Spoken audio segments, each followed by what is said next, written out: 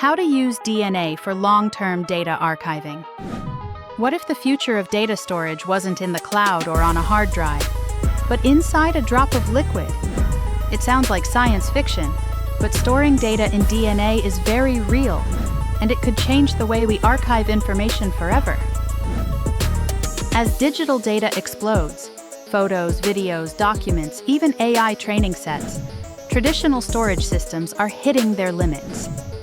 That's where DNA data storage comes in. It's ultra-dense, incredibly durable, and can preserve information for thousands of years without degradation. Here's how it works.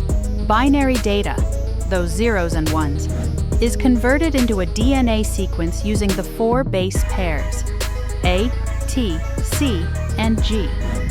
That sequence is then chemically synthesized into actual DNA strands.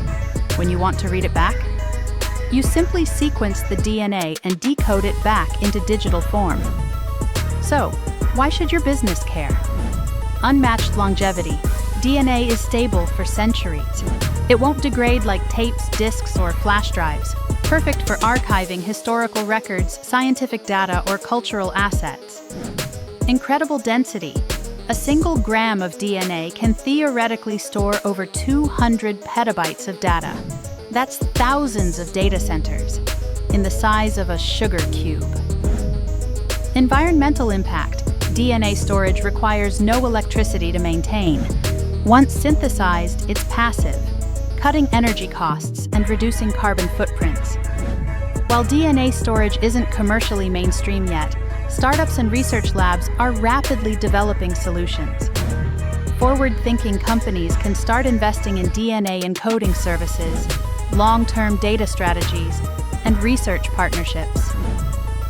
DNA isn't just the blueprint of life, it's the future of data.